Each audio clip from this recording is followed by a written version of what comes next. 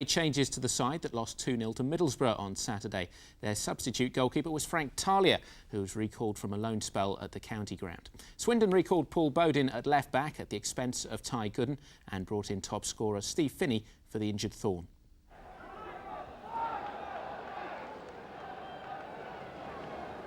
Culverhouse looking long, looking for Allison. Now then, Mims has come, he's not going to get there. Allison does, and he's almost put Swindon level on aggregate. Mims came, he really oughtn't to have done, and he's glad that it goes by his post. Now then, real chance with Ripley. Blackburn on the charge, Shearer's up there, Newell's up there. Oh, and it'll reach Newell.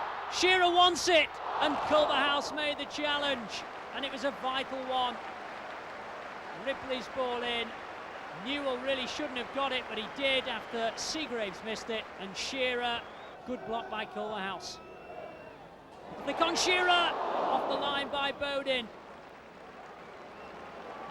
I think Shearer was surprised to get that one. Another Blackburn corner, and Shearer this time fires Blackburn ahead. Little flick, looked up the back of McMahon's head, and Shearer, well, easy for him. McMahon finding Culverhouse. This is better from Swindon. Just beginning to try and get round the back of Blackburn Rovers. It's in towards Robinson. It'll reach O'Sullivan, and oh, that's terrific from Mims. Applause all round. Good move by Swindon, and really a fabulous save by Bobby Mims. So an early corner in this second half for Swindon. Started brightly in the second half, and Allison's little flick, and it, oh, well, that was a great opportunity for a Horlock it was. The flick by Allison, Berg got it away, and it was a real shooting chance for Horlock, and he'll be cursing himself. Ripley's corner aimed towards Henry. Shearer got there. He's not the tallest man, but my goodness, can he climb? And he met it powerfully enough, but it was always rising. Alan Shearer. Seagraves always seems to be following him. Tim Sherwood, Stuart Ripley. Good effort. And a fine gather by Fraser Digby. But that was better from Stuart Ripley. Confident stuff. Aimed towards Allison. Looking for support. Has support. Culverhouse. Palmed away. Still not away though. Oh, it's going to open up. Finney! And again, Mims with a super save. There were hands looking for the offside, but Chris Sutton was behind Bobby Mims, playing everybody on, and when Finney shot, Mims saved. Hendry now. Blackburn just knocking it between themselves at the back, and suddenly it's onside, and it's Alan Shearer. Chance to finish the tie. And, well, you guessed it. When Shearer gets a chance, it means it's the end.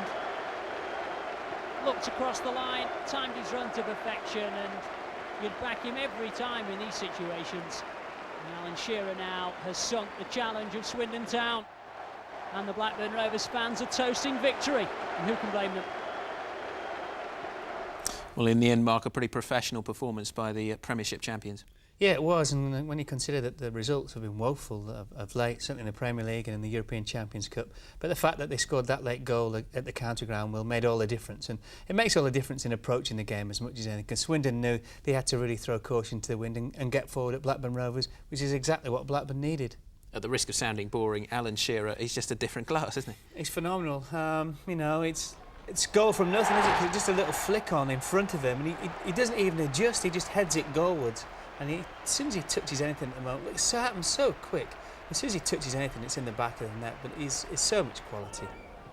And this was his second goal, wasn't it? Again, good ball forward, and he's just direct, and you think left foot, no, he shorts his feet out, draws a goalkeeper, Digby, and just slots it in the far corner. I mean, the sooner this fella gets some help playing up front for England, the better it will be for England and Terry Venables. It's a super, super finish, and I mean, it's just absolute quality. I mean, Swindon have acquitted themselves very well over both games, but nevertheless, second consecutive defeat, will that prey on their minds going into Saturday's derby with City? It will slightly, but then the fact that they've conceded, what, 6 goals in the last 2... Well, in fact, it's probably more than that, isn't it? But certainly the last 2 they've conceded 6, so there's a defensive problem. But I think they'll wipe the slate clean come Saturday when they face City, and should be a good game, actually. Should be very interesting indeed. Well, no one from